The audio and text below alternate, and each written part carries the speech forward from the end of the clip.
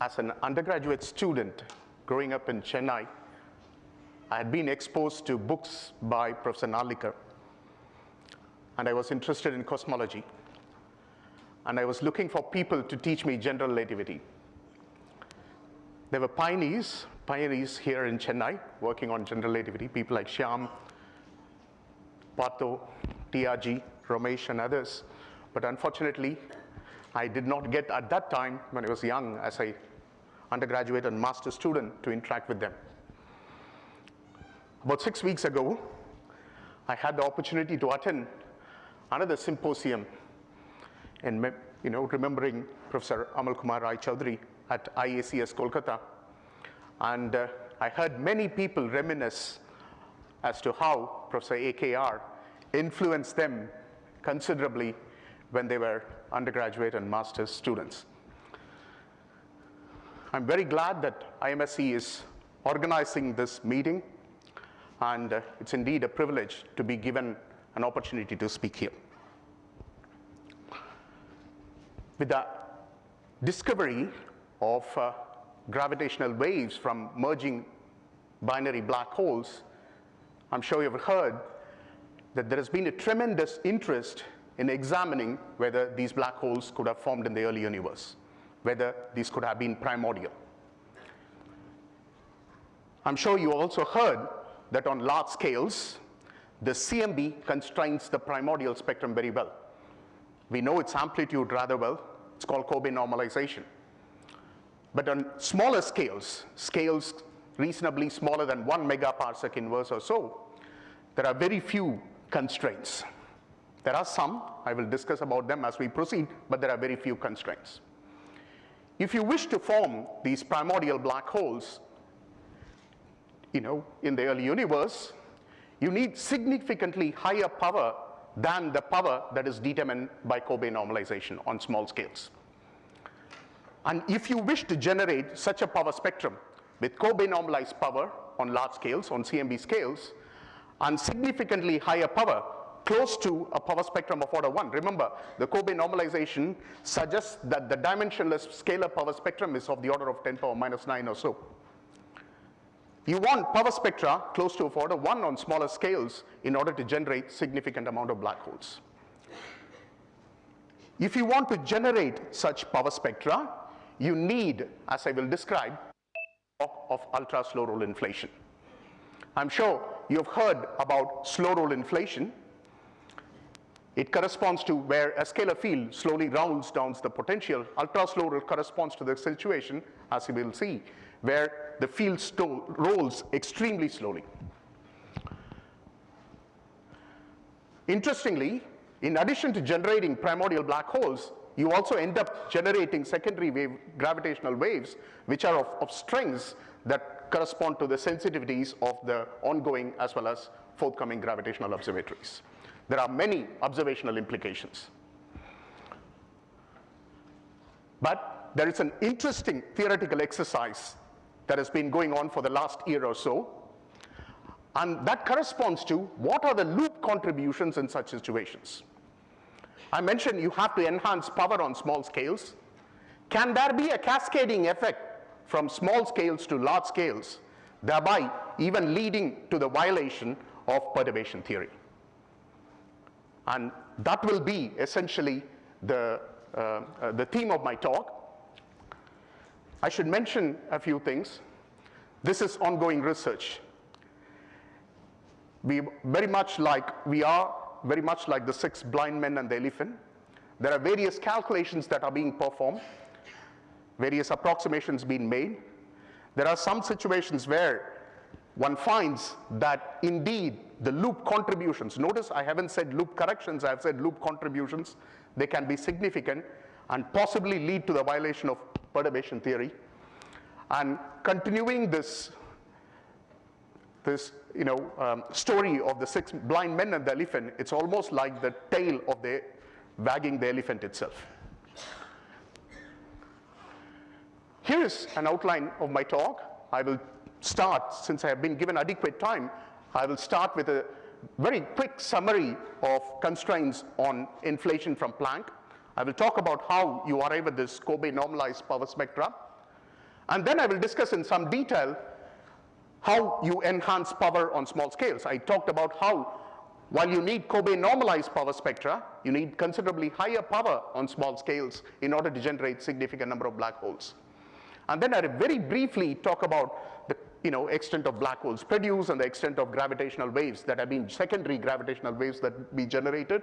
I will not discuss the details, but I will just illustrate some results, share some results. And as you can imagine, when you are talking about loops, you are also talking about non-Gaussianities. The power spectra I talked about is the leading order power spectra. In addition to the power spectrum, there are increasingly constraints emerging on non-Gaussianities, particularly the 3-point function or the scalar bispectrum. I will discuss very briefly what is the extent of non-Gaussianities that are generated in these models. Remember, the power is increased on small scales. You expect something non-trivial, such as larger levels of non-Gaussianities on the small scales as well. Then I will go on to talking about contributions, loop contributions to the power spectrum. And I will very briefly touch upon what others have done, just a very summary slide. And then I will talk about calculating the loop contributions due to what is known as the fourth order action. Action at the fourth order describing the curvature perturbations, and I will summarize. And this work is largely based on this last paper, which is work done with my graduate student Suashish Maiti, who's in the audience, my former graduate student Raghavendra, who's currently a postdoctoral fellow at Raman Research Institute with Shiv Sethi. What are the constraints on inflation from Planck? I will share a few customary slides on inflation. Remember why we need inflation. What has been plotted is two scales. One is the wavelength of the perturbations, which is illustrated in blue, which is the size of the perturbation, which changes with the expansion of the universe. Notice I'm plotting what is known as the physical wavelength in contrast to the co-moving wavelengths that some people plot, which increases with the scale factor. When it is plotted against the n, which is log a, it's a straight line essentially. The other scale that has been plotted is the Hubble radius, plotted in red. You have the epoch of radiation domination where the slope is 2, and you have an epoch of inflation where the slope is nearly 0. And as is well known, if you don't have an epoch of inflation, the modes will be outside the Hubble radius. You need inflation in order to impose well-motivated initial conditions at very early times when the modes are well inside the Hubble radius. How do you achieve inflation? Well, you turn, as is well known, I'm sure this has been talked about or will be talked about driving accelerated expansion either at early or late times using scalar fields. There are many scalar fields that can drive inflation. Some of them are ruled out by the data, but many are still consistent with the data, as we shall see. In addition to providing a resolution to the horizon problem, inflation also generates perturbations. You can set up perturbation theory, and you can ask, what is the action governing the scalar perturbations, that is the curvature perturbations, which is primarily responsible for the density perturbation that we see around us, and the tensor perturbations, which are denoted by gamma ij. R is the curvature perturbation. We are working in a spatially flat universe, background universe, and the curvature perturbations tells you how much is the deviation from spatial flatness at any given location in space and time. And you can vary this and arrive at these equations of motion. You have a quadratic action, so you have a linear field theory, and you can quantize that, and you can calculate power spectrum and other 2-point and higher order correlation functions. And essentially, since it's a linear field theory, you can Fourier decompose the curvature perturbation, and this Fk that will be of our primary interest corresponds to these Fourier modes associated with the curvature perturbations. And this quantity Z, we will encounter that later, that appears here, is given by this expression. So if you are given a model of inflation, it essentially tells you what epsilon 1 is. You plug that in and you determine what you determine the solutions, and this is where the initial conditions come in. I had plotted this, I had illustrated this, I discussed this picture earlier. And what you do is that you impose well-motivated initial conditions. When the modes are well inside the Hubble radius, you evaluate them at late times, typically towards the end of inflation.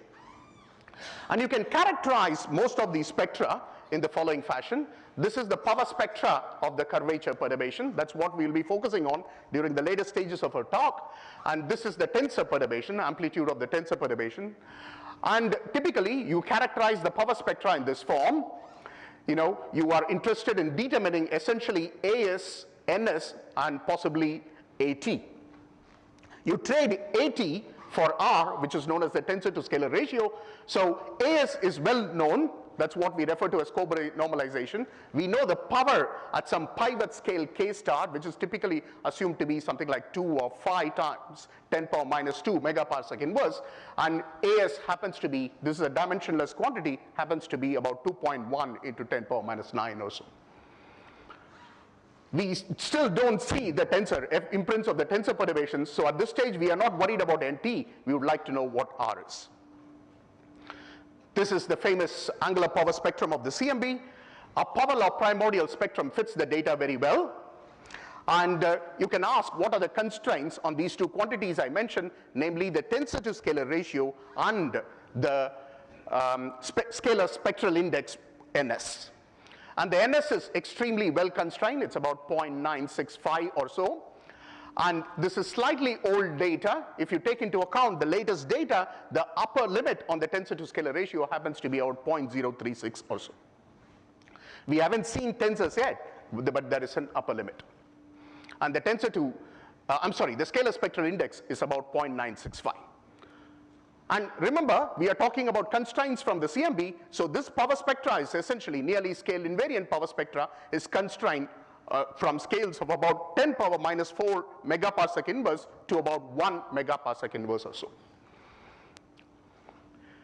I mentioned at the beginning of the talk, if you want to produce a significant number of black holes, you have to enhance power on small scales, which means instead of a nearly scale invariant spectrum that runs over all scales of interest, you need to have power spectra which is nearly scale invariant on CMB scales, and there is a significantly higher power on smaller scales. In other words, you need a feature in the primordial power spectrum. There has been considerable effort in the literature on understanding whether there are features on the CMB scales themselves. I'll come to it in a minute. I'll just finish this. Okay. For instance, Dheeraj here has been analyzing repeatedly as to whether the CMB and more recently the large-scale structure data point to features in the primordial spectrum. There are various features that improve the fit to the data. One is a sharp drop in power on large scales. Large scales correspond to about few times 10 power 4 megaparsec inverse. So you have a drop in power and it settles down. This is immaterial actually. And you have a nearly scale invariant spectrum on smaller scales. When I mean smaller scales, smaller CMB scales. You can have other possibilities, such as an oscillations in the potential leading to oscillation in the power spectrum, or a step in the potential leading to a small burst of oscillations in the spectrum, and there are a variety of other features that have been explored by Dheeraj and co-workers. I'm referring to this particular model, particular power spectrum. It's called a punctuated inflation model. We will discuss that in some detail as we proceed, because it leads to this sharp drop in power on large scales. And we will see that the loop corrections in such scenarios can be significant. So what I'm trying to say is that, what I'm trying to point out is that certain features, such as a sharp drop in power on large scales corresponding to the Hubble radius today, can improve the fit to the data. And it's interesting to ask whether all the features that Dheeraj has generated over the last few years, or the last decade, have small loop contributions, whether they are significant. How do you enhance power on small scales? On large scales, there are some features in the primordial power spectrum, but we roughly know the amplitude of this power spectrum. But the question is, can you enhance power on small scales? How do you achieve that? In order to do that, you need an epoch of ultra slow roll inflation, as I mentioned at the beginning of the talk.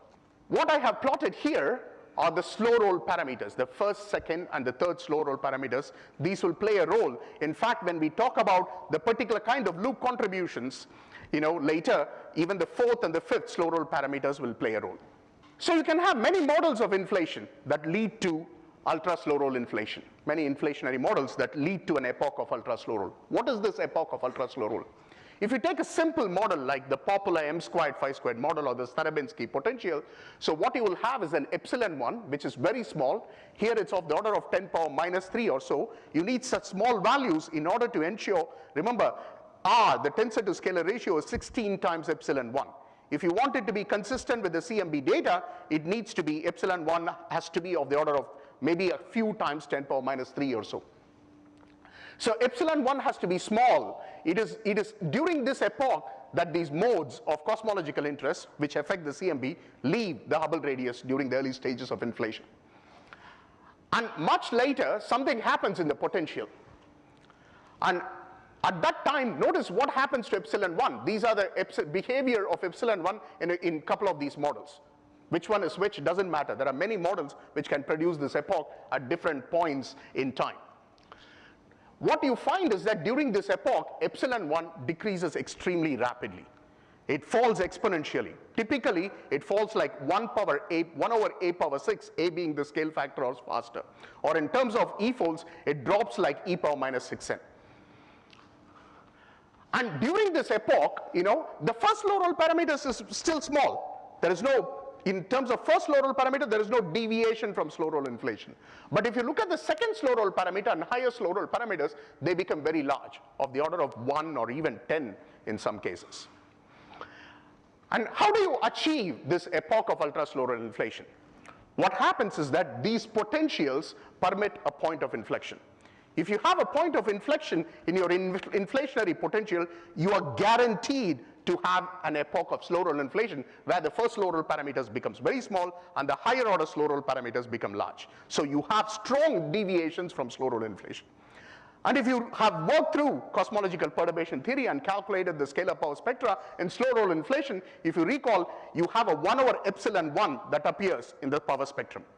So if epsilon 1 drops very rapidly, you expect it to be, you expect the power spectrum to become large. And that is essentially what is happening here. It comes down, and I will illustrate later, modes which leave the Hubble radius around this epoch, their amplitude will be considerably enhanced. So modes which leave during this epoch will be Kobe normalized, and you ensure that the tensor to scalar ratio is reasonably small, and it is during this modes which leave during this epoch, you will have a rising power spectrum, and there is a falling, there will be a peak and there will be a fall in the power spectrum, which arises essentially because of the fact that as epsilon 1 approaches 1, as you near inflation, there is strong deviations, from epsilon 1 approaches unity, and therefore the peak starts falling. And this is also understood, this can also be understood from the phase portrait that's drawn here. If you look at the phase portrait of a simple potential like m squared phi squared model, it's like essentially a damped oscillator. So what will happen is that there will be a straight line which we refer to as an inflationary attractor, and it'll fall in the center of the, at phi equal to 0, phi dot equal to 0. This point here, this vertical line indicates the point of inflection. Notice what happens. As the field approaches the point of inflection, there are many trajectories which join this inflationary attractor, leading to this initial epoch of slow roll inflation, where all the slow roll parameters are rather small. But as it approaches the point of inflection, the velocity starts falling rather drastically, and which is what is reflected as a sharp drop in the first slow roll parameter.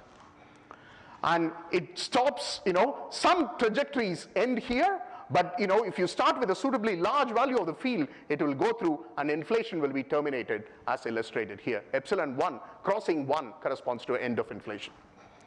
There are, amongst these models which allow this epoch of ultra slow roll inflation, there are a subclass of models which call punctuated inflation, because before epsilon 1 begins to fall, there is a brief epoch where epsilon 1 crosses 1, and there is actually a termination of inflation before inflation starts again.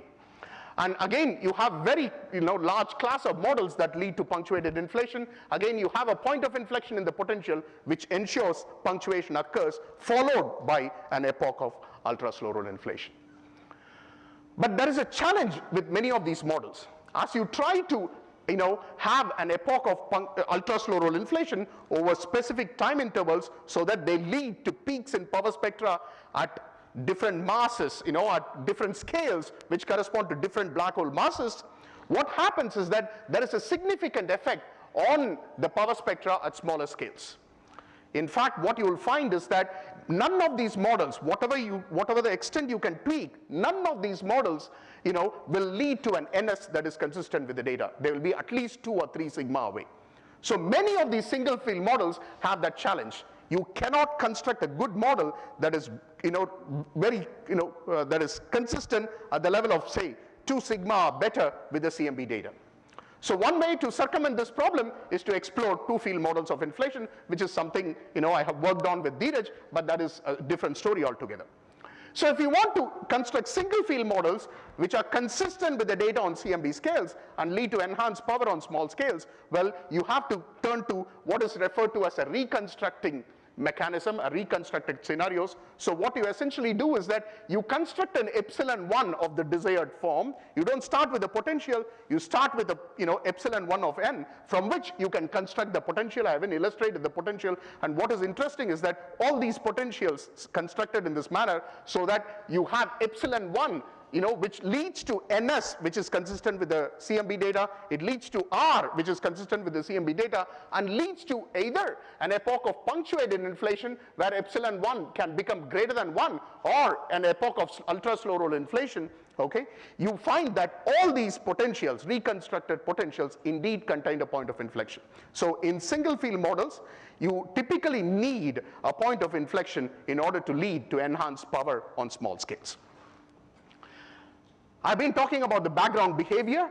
These are the power spectra that arise in these different models.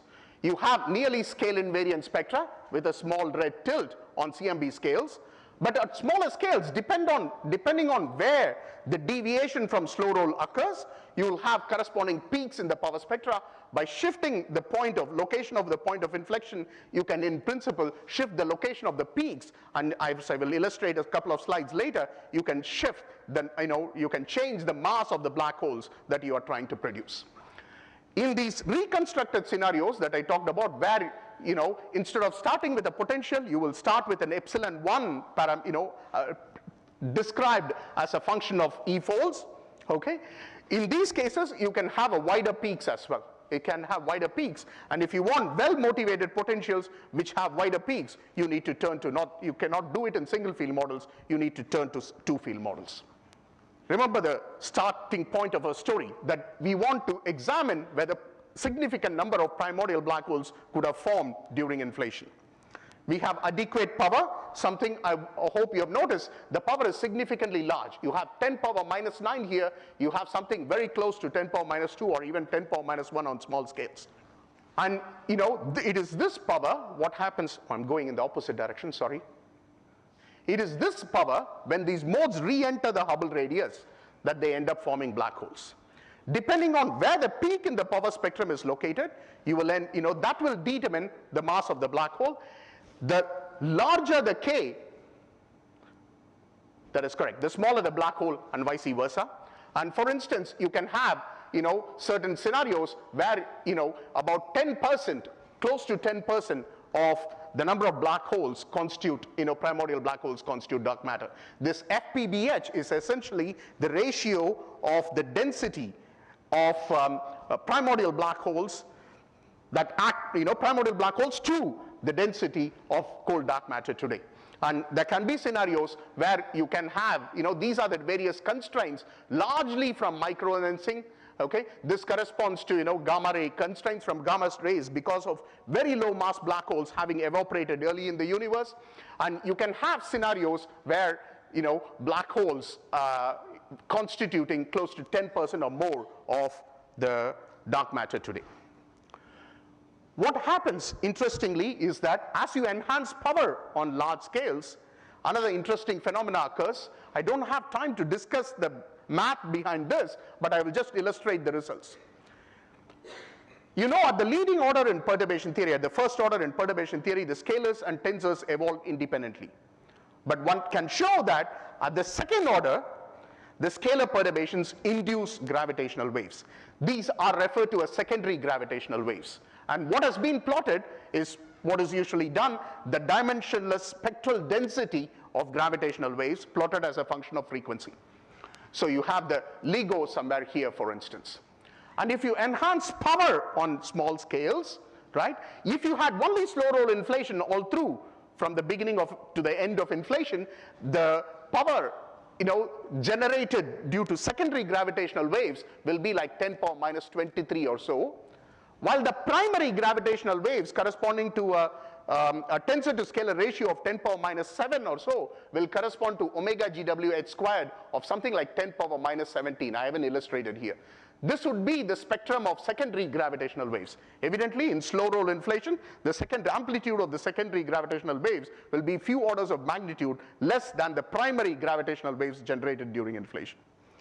But if you have deviations from slow roll and you have significant power on small scales, as I illustrated in the power spectra a couple of slides back, they can generate significant amount of power on small scales, and some of these spectra can possibly be detected by either ongoing or forthcoming gravitational wave observatories. So these are the observational implications.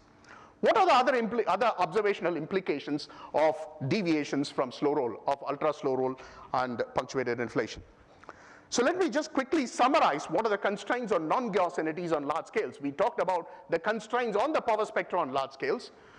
At the level of non-Gaussianities, what one focuses on is essentially the 3-point function. This is the 3-point function of the curvature perturbation. As is often done with the primordial spectra, you characterize in some simple forms, and what you talk about is something called an FNL, which is a dimensionless ratio of the bispectrum, scalar bispectrum, to the power spectrum. And what you do is that, I will talk about the constraints in a minute, and then I will talk about the calculation. What you do is as follows. You take template form of these bispectra. The bispectra can be illustrated as density plots here. Notice they have specific shapes. This bispectra has no dependence on wave numbers. It's called it's called a local shape. And this bispectra, for instance, has an equilateral shape, all right? And these are the two bispectra that are typically generated. This is the bispectra that is generated in most inflationary models. This is the bispectra generated in post-inflationary dynamics, like the Curvaton scenario. If you have a non-trivial inflationary model, it can generate bispectra which are more complicated. This is called orthogonal bispectra that are in fact considerably more complex bispectra. So what you do is as follows. You write the bispectrum in terms of these parameters, FNL local, FNL equilateral, and FNL orthogonal. You are essentially taking some templates of bispectra, just like you took some templates of power spectra, and you introduce some parameters, like you introduce the tensor to scalar ratio on the scalar spectral index, and try to arrive at constraints on these FNL parameters, and those constraints happen to be of this order. So they are, they are not strong, but they are improved tremendously from what they were about a decade or two back. About a decade back. Now let me turn to the calculation, theoretical calculation of non-Gaussianities, because this will play a role in the loop contributions, in calculating the loop contributions as well. So what you do is very simple. You arrive at, I had earlier displayed the quadratic action, if you recall. This is the quadratic action, right, describing the curvature perturbation. So you carry out cosmological perturbation theory and calculate the third, cubic order action describing the curvature perturbation. And then what you do is that you use standard methods of quantum field theory using a nonlinear term in your action to calculate the 3-point function. And when you do so, what you obtain is as follows. I talked about the constraints on FNL. This is the typical bispectrum that you obtain in a slow roll inflationary model. What has been plotted is the bispectrum generated in simple slow roll inflation, like generated by a quadratic potential. On the left is the analytical result. On the right is a numerical result produced by Dheeraj some time back. And what you essentially find is that FNL is of the order of 10 power minus 2 or so. So remember, the constraints of order 1 or less, or in fact larger, of order 10 or less, while the FNL generated in slow roll inflation on the CMB scales is of the order of 10 power minus 2 or so. What is the non-Gaussianities generated in ultra slow roll inflation, which lead to significantly large power on small scales? So what I have plotted is the bispectrum It's a, it's a dimensionless quantity. And what I want you to notice is that if it was slow roll inflation, you would have had, this is what is known as the equilateral limit. If I recall correctly, this is called the squeeze limit. It contains more information, as you can imagine, than the power spectrum. And what you notice is that in slow roll, during the epoch of slow roll, remember the power spectrum, you had something which is like dimensionless, which was scale invariant on large scales and at a peak at small scales. And that is essentially, that behavior is essentially produced by the bispectrum as well. And what you, in slow roll, the bispectrum, in both the equilateral and the squeeze limit has roughly the same amplitude. It's like 10 power minus 16 or so. But notice what happens. In the equilateral limit, the bispectrum has considerably larger amplitude than in the squeeze limit. And you can ask, what is the value of the FNL? It has a much richer structure. Let's not worry about all the details. The bottom line is that around the peak in the power spectrum, which is highlighted somewhere here, you find that FNL is of order 1. Remember, in slow roll inflation, you have FNL of the order of 10 power minus 2 or so. If you have such strong deviations from slow roll inflation, leading to, like the ultra slow roll inflationary models that I've been talking about, you have FNL of order 1, which implies that non-Gaussianities are large, and therefore loop corrections can play a significant role and modify your power spectrum, and possibly there can be k-dependent corrections, and there can be a cascading effect from large scales to small scales or vice versa. It is not clear what will happen, and one has to calculate the loop corrections or loop contributions in order to understand what these corrections are. There is one simple way of calculating these corrections. What is often done when one introduces this parameter called FNL is that one writes the curvature perturbations in terms of a Gaussian component and a quadratic term like this. This is how this FNL parameter was originally introduced. You can Fourier transform this. You already have a non-Gaussianity buried in this expression, and you can calculate what is this two-point correlation function.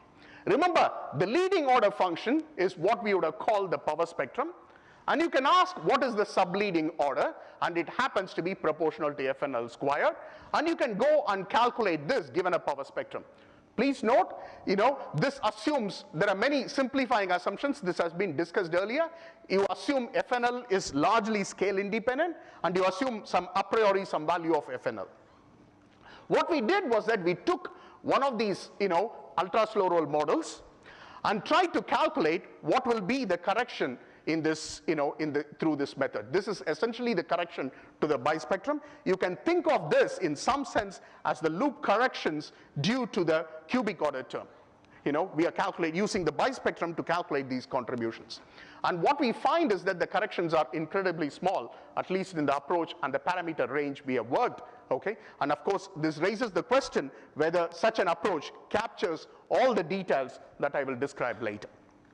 But it is clear that there can be domains here, you can see, where there can be contributions which are significant, corrections which are significant, modifications which are significant. So how do you actually calculate the loop contributions to the power spectrum? You use the in formalism. There's a standard formalism to calculate these corrections.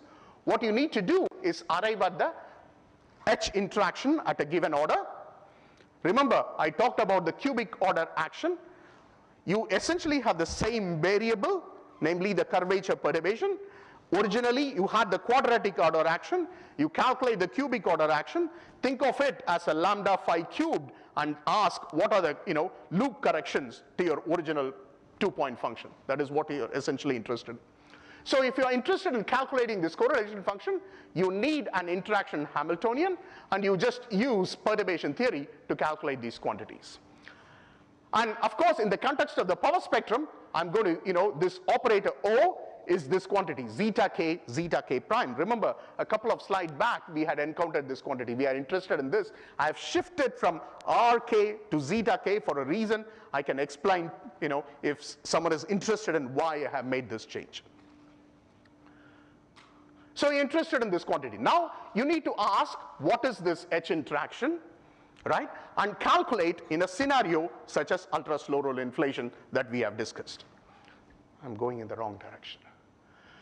So if you start with a cubic order action, that is, I had an action, I can construct the Hamiltonian from the corresponding Lagrangian, and you plug that in, and you find that the leading order correction to the power spectrum is of this form.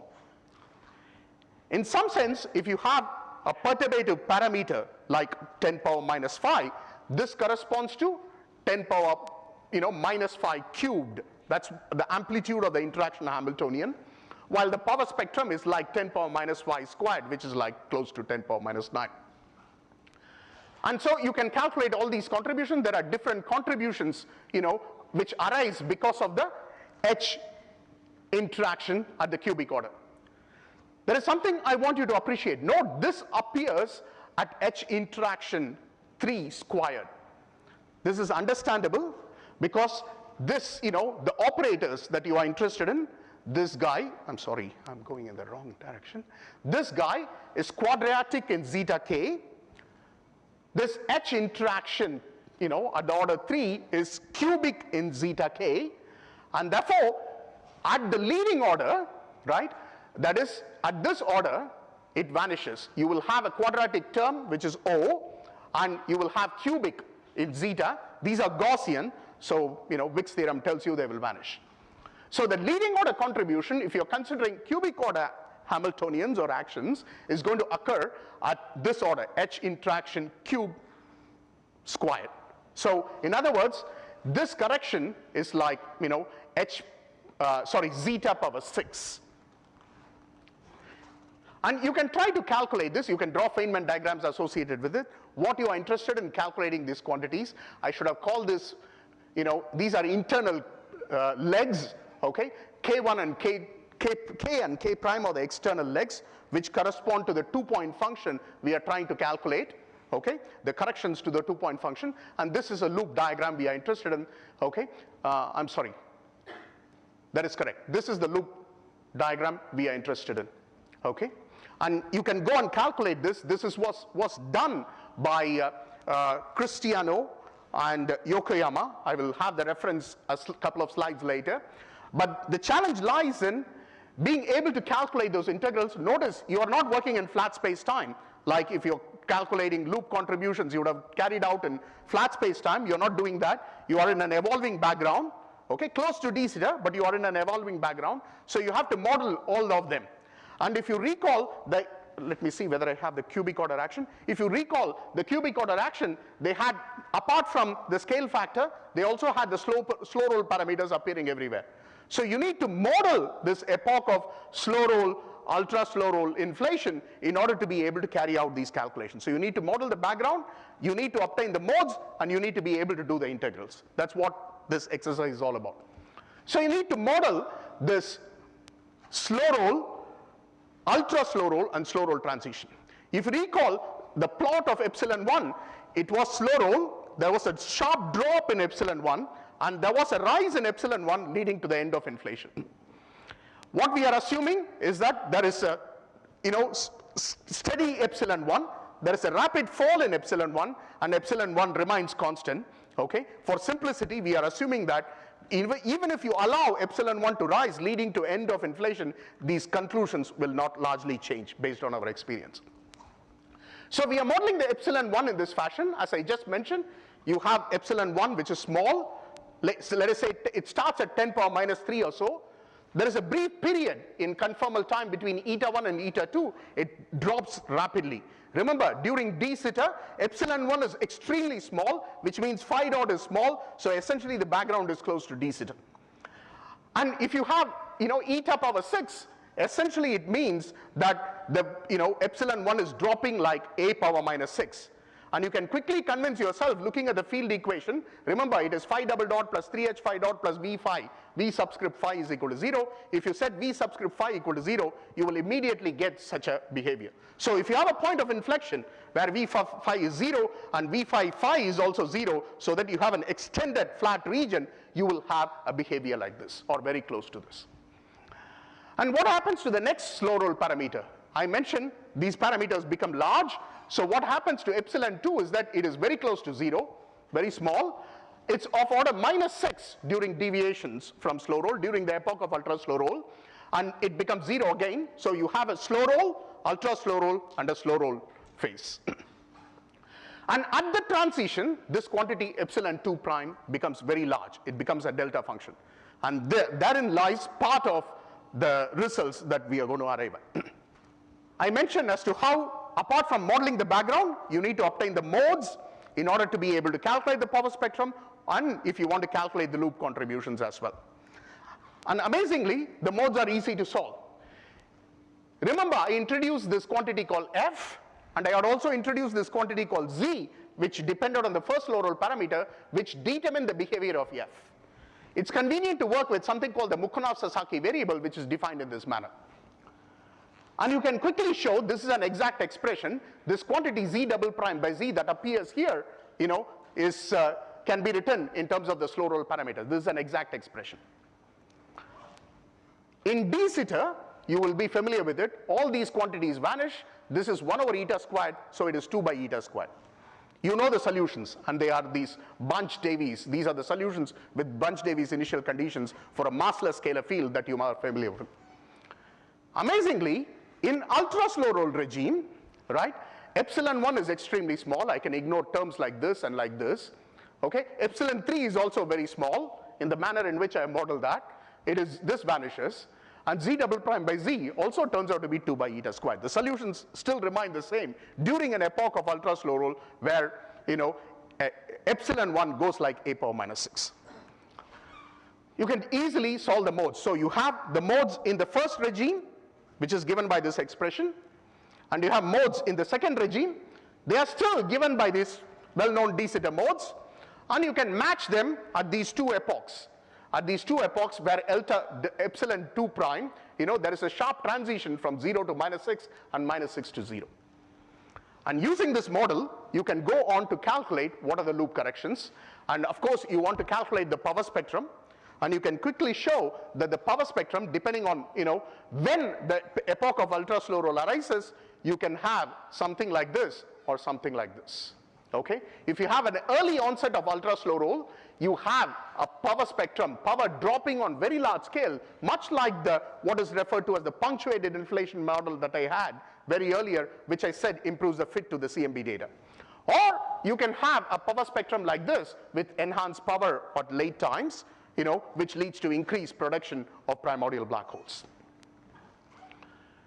Now, how do we go about calculating the loop corrections? As I mentioned already, you need the interaction Hamiltonian. And this is the interaction Hamiltonian at the cubic order that I had displayed earlier.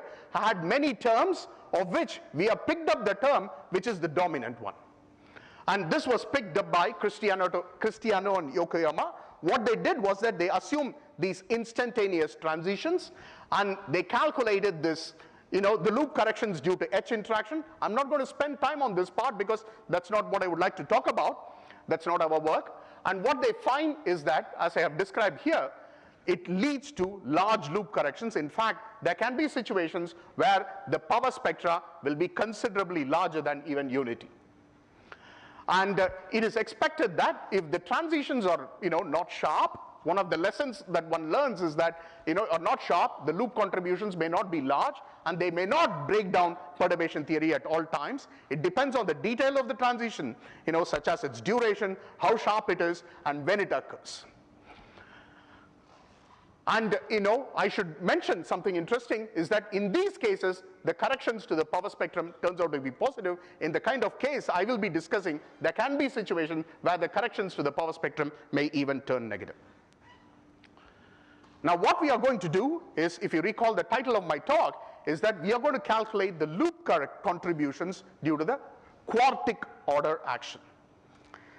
And I haven't written down the complete quartic action, that is, the action describing the curvature perturbations at the quartic order. I have just I'm looking at one particular term. Okay, and this V phi is the fourth derivative of the potential. This is not very evident what happens to this term, so we have rewritten this in terms of the slow roll parameters. There are some 20 odd terms in the complete action at the fourth order. I am focusing on one of these terms, which is the dominant one, And amongst this dominant term, there are many, many terms here. For instance, during epoch of ultra slow roll, this is not going to significantly, this is not going to contribute significantly. What's going to contribute amongst all these 22 terms is this term, which contains epsilon 2, epsilon 3, epsilon 4, and epsilon 5. If you had a very sharp transition for this epsilon 2, epsilon 3 essentially is very large. Okay? You can immediately conclude that this can be very large. So you need to smoothen the transition and calculate all these contributions.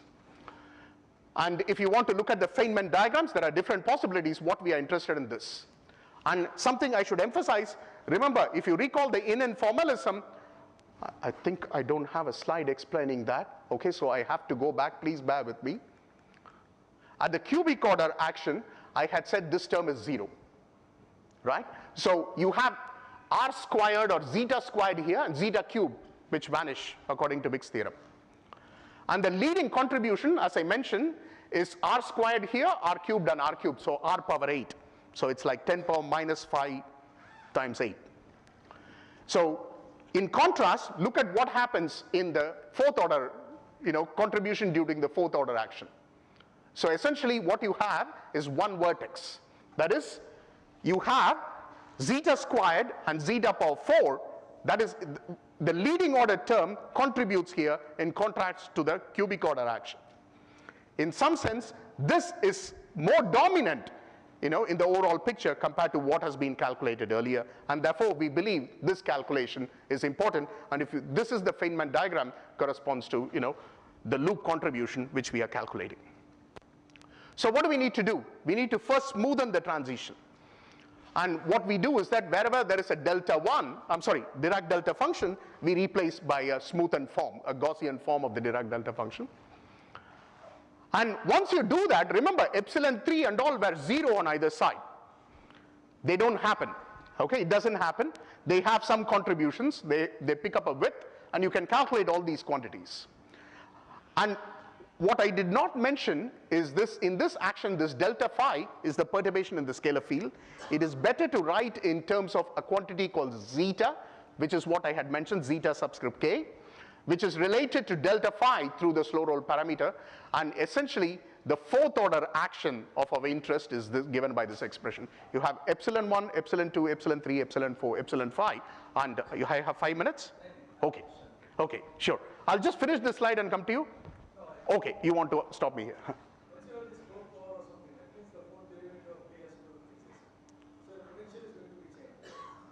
Potential is going to be changed. I have written in terms of the slow roll parameters, so I have used the background equations in terms of the slow roll parameters. They don't change. So I am not I am modeling in terms of epsilon 1. I can reconstruct a potential that I desire using the background equations.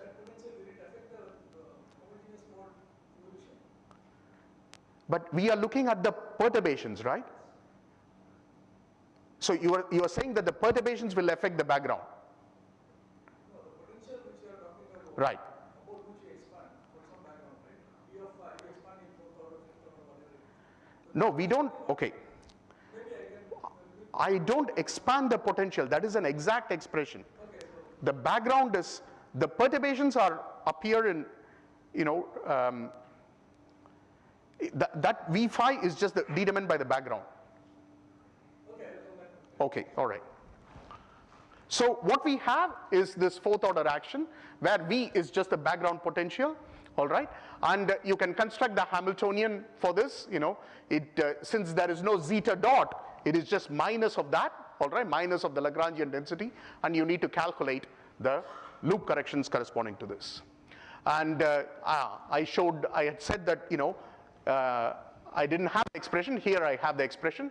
So what I should have put a 0 here, I think I missed that. What it means is that this corresponds to the leading order term, the standard linear spectrum, and this is the correction. As I was just saying, this is zeta 4, so you have zeta squared and zeta 4, and this is more dominant than the zeta 8 or r power 8 term that we had in the cubic order action.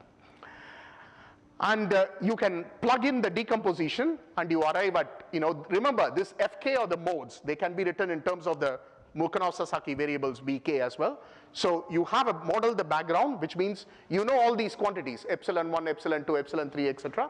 Okay, and you know the modes and you just have to calculate the integrals.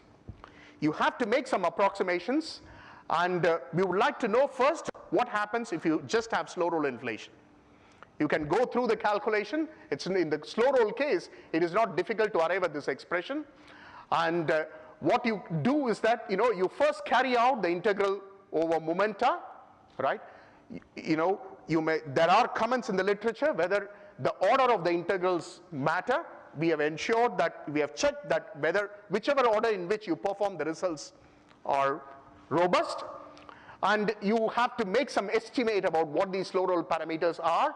We assume that epsilon 1, epsilon 2, epsilon 3, epsilon 4, epsilon 5 are all roughly of the same order, which is like 10 power minus 2, 10 power minus 3 or so. And you can carry out the time integral first to arrive at this, okay? I'm sorry, the momenta integral first to arrive at this expression. X, we have, as is usually done, we have redefined this variable to be k eta. It's a dimensionless quantity, okay? And you need to carry out the X integral. There are divergences, as you can imagine. Okay, and the question is, how do you handle these divergences? If you introduce, there are two types of divergences, as you may have naively imagined. There is a logarithmic divergence that you obtain, and a divergence which arises on sub-Hubble scales. At eta tends to minus infinity, there is a divergence which is significant. These are the sub-Hubble divergences. One of the things we are arguing is that these are like the contributions from the Minkowski vacuum. We are working in the Bunch-Davies vacuum, but these occur at very early times, and therefore they are like the Minkowski contributions. So we are going to throw away terms such as this. And when we do so, you can ask, what is the correction to the power spectrum in slow roll? I'll skip a few details, and what you obtain for these values of epsilon 1 to be about 10 power minus 2 or 10 power minus 3, the corrections are indeed small. In other words, if you have slow roll inflation, the contribution due to the fourth order action, the loop contributions, are indeed small. What happens when you have deviations from slow roll? Okay, what you need to do is that, as I mentioned, you had to plug in the forms of epsilon 2, carry out the integrals. I'm skipping the details, but what essentially happens is that there are two transitions, and those transitions dominate, those contributions from those transitions dominate even when you smooth out those transitions. So there are different scales in the problem. There are background scales like the Hubble scale during inflation, etc. In addition, there are additional parameters, the time at which the transition occurs. Okay, the first transition occurs, which occurs at some eta 1, another transition occurs, which occurs at eta 2. You can convert them, remember, when you have slow roll and ultra slow roll, if it was d zeta to start with, it is even more d zeta when epsilon 1 is dropping down, because the field is even more slower as the background field. Okay, so the d zeta approximation is very good. Okay, so eta 1 can be replaced by 1 over k1, which corresponds to the mode leaving the Hubble radius at that given time. Okay, so wherever you see eta e, that corresponds to the end of inflation, eta 1 and k1 and eta 2 and k2 will be interchanged. Okay, 5 minutes, I'll wind up quickly. All right, so they will be interchanged, and they correspond to the time of these transitions. And you can write down this expression, and if you want further details, using the modes that we had, you can arrive at this expression. It's a matter of plugging in these numbers. Notice there are k-mins and k-max that appear, okay? And the k-min we typically choose to be a scale which is, a couple of orders of magnitude larger than the Hubble radius today, and k-max doesn't appear here at all, okay? And I should mention, we have thrown away these sub-Hubble contributions, which are actually lead to very large contributions. And I know, since I have 5 minutes, I will turn to the results. So now you have slow roll, ultra slow roll, slow roll. So the manner in which you will obtain a spectrum is as follows. You will have a scale invariant spectrum corresponding to modes that leave the Hubble radius during early times. You will have a scale invariant spectrum corresponding to modes that leave at late times. And you have some non-trivial behavior in between, and there will be a rise in the spectrum. And as is well known, this behavior is like k power 4. This has been established. This is the power spectrum that we had encountered. And notice I have some intermediate scale. It's not very large scale, very small scale, where this peak occurs, where this rise occurs. And this is the power spectrum, and this is the correction to the power spectrum. And there are domains where the corrections become negative, but since the corrections are considerably smaller than the power spectrum, there is no significant alteration to the original power spectrum. The loop contributions are small. Now notice there are many parameters, like for instance delta eta, which tells me how sharp the transition is, okay, and the location of these transitions, like epsilon 1, and the duration of the transition, okay, duration of K1 to K2, how long is the deviation from slow roll, etc., and all those determine the nature of the corrections. If you have a late onset of USR, that is the peak in the power occurs at, rather small scales, this is the original power spectrum, and these are the corresponding corrections. The larger the K, at which the onset of ultra slow roll, larger the eta, the later the onset of ultra slow roll, the smaller is the correction. That's what we find. And there is a dependence on this delta eta as well. What we find is that the sharper are these transitions from slow roll to ultra slow roll, the larger are the corrections. Notice this corresponds to peaks in power spectra. If the peak occurs at 10 power 8 or so, or 10 power 10 here, the deviation from slow roll, corresponds to that mode leaving the Hubble radius, okay? The correction is incredibly small. But as you move it to larger and larger scales, or smaller and smaller K, the corrections become comparable. What happens if it happens at even earlier times? This is for an intermediate onset of ultra slow roll. This is very early onset of ultra slow roll. If you have punctuated inflation, wherein the power was suppressed on very large scales compared to the CMB scale today, you indeed have significant contributions, from the loops. And the question is, does this violate? On the intermediate scales, the contributions can be as large as 30%. On much larger scales, there is considerable contribution. And the question is, whether this has to be handled, these large contributions have to be handled differently, or they do indicate a breakdown of the perturbation theory. So this is again sensitivity to this delta n, that is the duration of the ultra slow roll regime, okay, and this is the sensitivity to the sharpness of the transition. The lessons to be learned is as follows: if the duration of ultra slow roll is large, the peak is wider. If the transitions are sharp, the loop contributions are significantly higher. Okay, so there is an issue of, what one finds is that there is a parameter range over which it is possible that the perturbation theory is not valid. Since I'm running out of time, I'll just quickly summarize. Inflationary models permitting an epoch of ultra slow roll lead to enhanced power on small scales, and they lead to interesting observational results such as increased production of primordial black holes and larger strengths of secondary gravitational waves. And they also lead to large levels of non-Gaussianity, whose effects on both the level of PBH formation and the extent of gravitational waves that are generated are being examined as we speak. When one takes into the contribution to the loops in the power spectrum, there seems to exist a range in the parameter space where the contributions due to the loops become significant, suggesting a breakdown of perturbation theory. At this stage, as I said, we are like the blind men and the elephant. We are trying to explore various actions, various scenarios, and what are the corresponding loop corrections. There is no general understanding of when, under what conditions will perturbation theory remains valid. And a more fundamental question, is there a better method of handling these divergences? These are issues that need to be answered. And what we find is that very counterintuitively, we find that the leading quartic term in the interaction Hamiltonian leads to significant loop contributions on large scales. Like if you suppress power on large scales due to an epoch of ultra slow roll inflation, it is possible that the corrections become significant. The loop contributions become significant. I can't call them corrections in such a situation. This is work done. The last part of the talk was largely based on the work done by, with Suashish, whom I mentioned is the graduate student working with me, who's here in the audience, and Raghavendra, who is a postdoc of Shiv Sethi at Raman Institute. The earlier work on punctuated inflation and ultra-slow inflation leading to significant amount of PBH formation and secondary gravitational waves was also done with Pankaj, who was my postdoc, and Joe Silk, who's a faculty at JHU, Oxford, and IAP Paris. Thank you very much for your attention. It was a very comprehensive talk, but I can't say that I followed all the details. But this thing about breakdown of perturbation theory is a bit worrying if the parameter space you're looking at becomes physically relevant from observations. The question that I have is it related to the way you look at the divergences? I mean, this breakdown of perturbation theory, or can you just say that, no, it doesn't matter how you handle the divergences?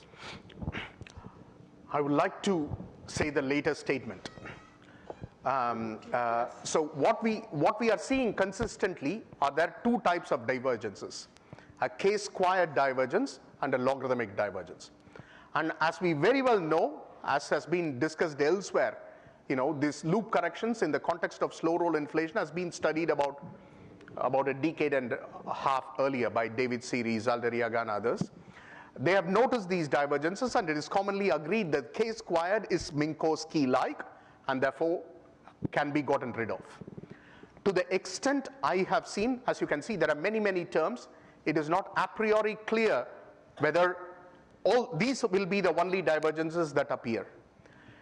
I should say, if that is indeed the case, this statement is true, and when I discuss with others, for instance, Ashok, for instance, they also say that if these are the kind of divergences that appear, then it seems natural to throw away the k-squared divergences. If all this is true, what we have calculated seems robust.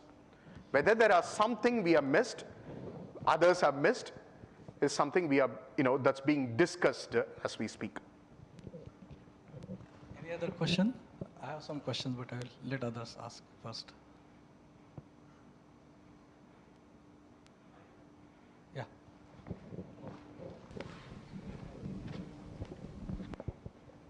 So, sir, I have two questions. First of all, whatever model you have chosen in inflations, so this V of phi, so it must be satisfied the equation phi double dot 3h phi dot plus del V dot, right? Yeah. So also there are some slow roll conditions, but without these, there are any other motivation to choosing this type of potentials, or it is fully phenomenological? You mean the potentials that lead to ultra slow roll? Yes. It's phenomenological in the sense of there are some which are better motivated than others.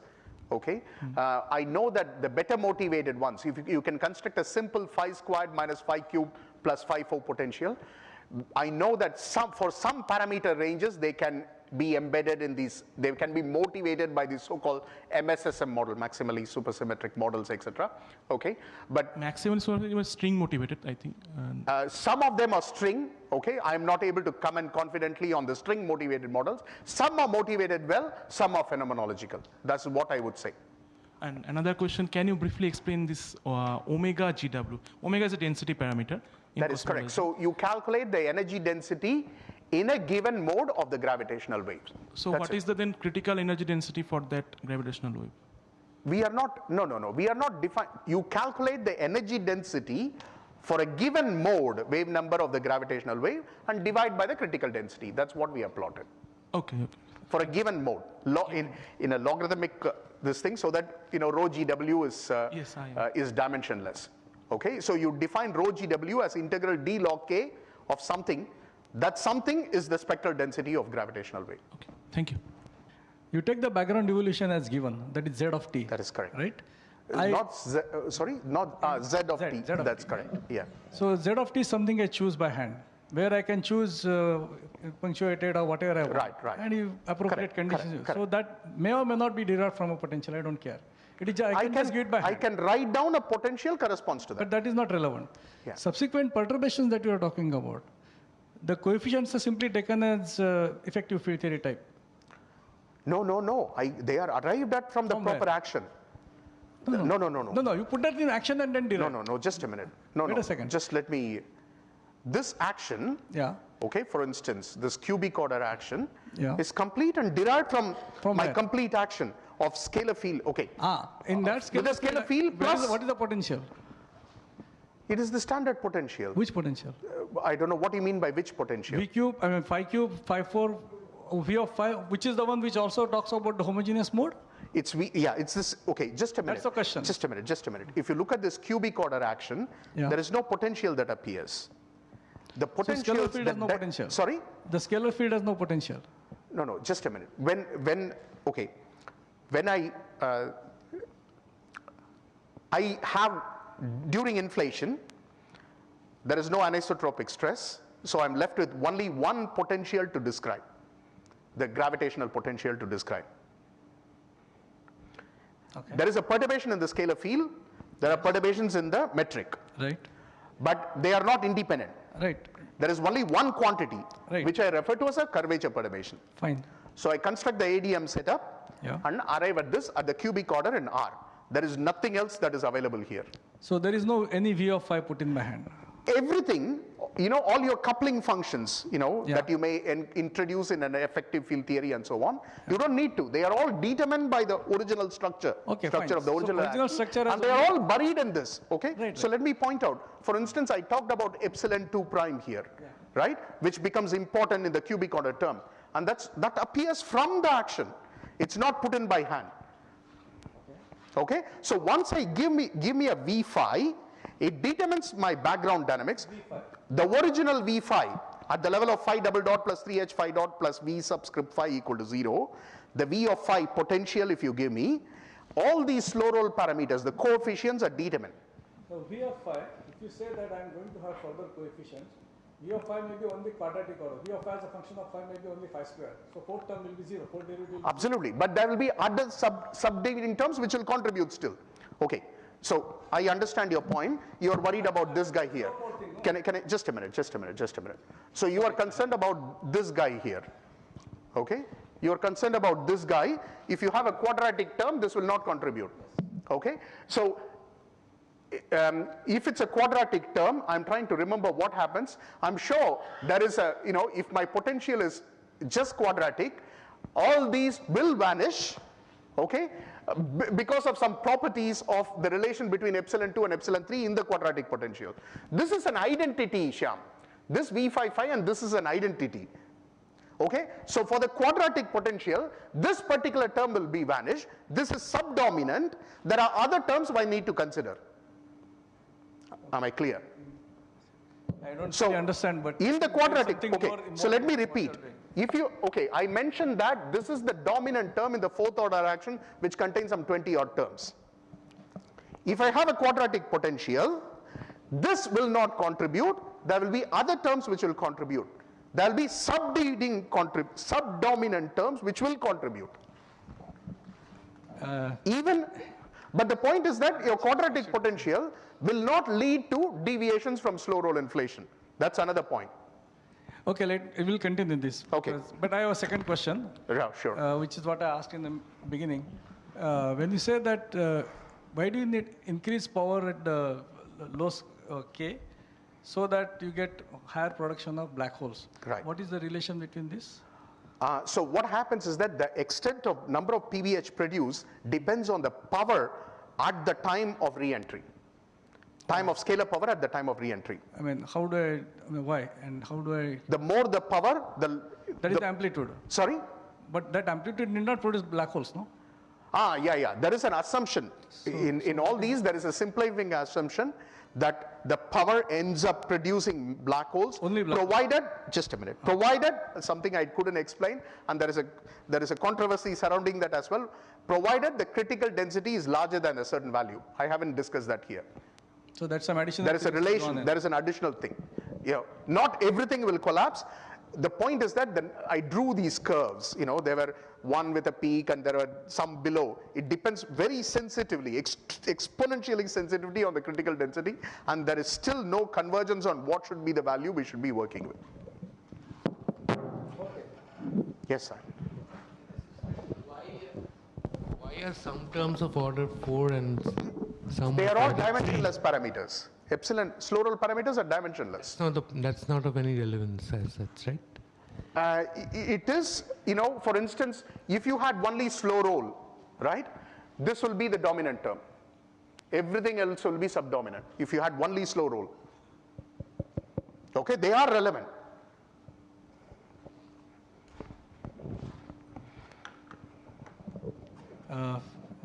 If not more questions, let's thank him.